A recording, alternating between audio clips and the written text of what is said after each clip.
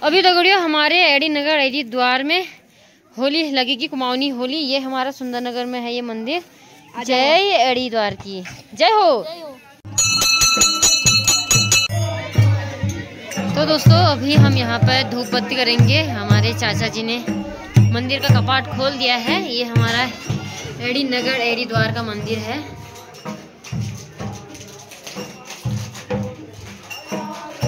तो सबसे पहले हम गुलाल अपने एडी इष्ट देवताओं को लगाएंगे। तो दगड़ियों सबसे पहले हम जो गुड़ है वो अपने इष्ट देवताओं को चढ़ाएंगे।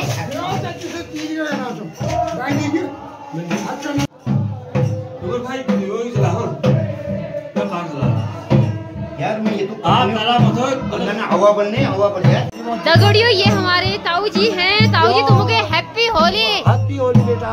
धन्यवाद। और बढ़िया सा मिले तो आज को इस काम में बढ़ जा। तेरा ये हमारे एडी की सत्साय रहे। तेरी बात तेरी मनोकामना पूर्ति हो जाए। तुम्हारा आशीर्वाद से शिका अपन आशीर्वाद बनाए रखे। और आज हम अपन एडी नगर एडी द्वार में दीप जगनी हो, धूप बत्ती करनी हो।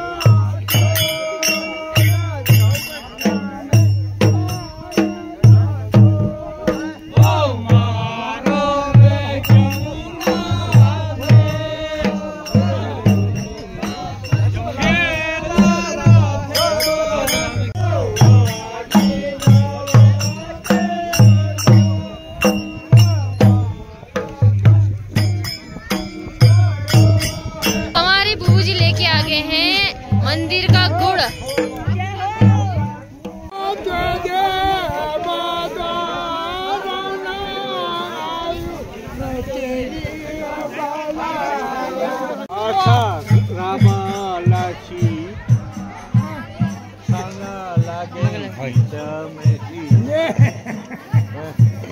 तो दोस्तों अभी इस छोटे से बालक के घर पे जाने वाली है, यानी कि हमारे जोश सिंह बूबू के घर पे जाने वाली है होली।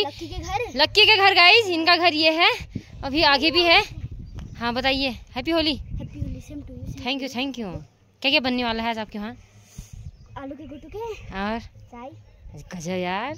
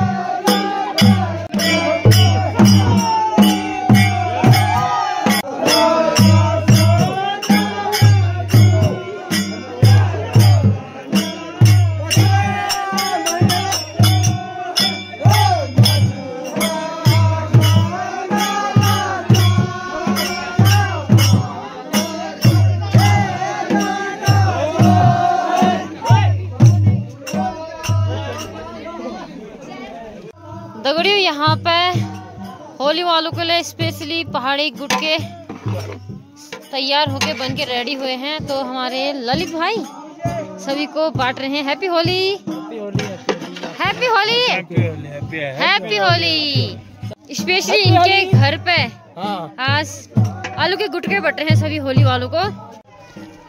ये ले जाओ तो खा गया। ले अभी आ जाएगी।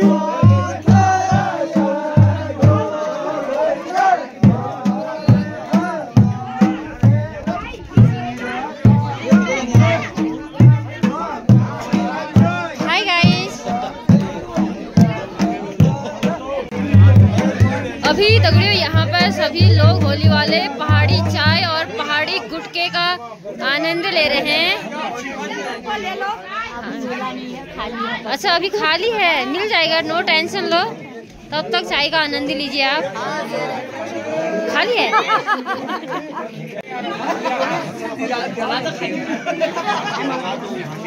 और हमारे चाचा जी काफी सहयोग करते हुए जब से मैं देख रही हूँ, बहुत बहुत धन्यवाद इनको। लगाओ दीदी को होली लगाओ, बुरा न मानो होली है। गाइस दीदी यहाँ बहुत अकड़ गई है, ये माली मिडी से ताल मिडी भी छटक सकती है। लगाओ गाइस लगाओ, ये दीदी भाग गई आगे को।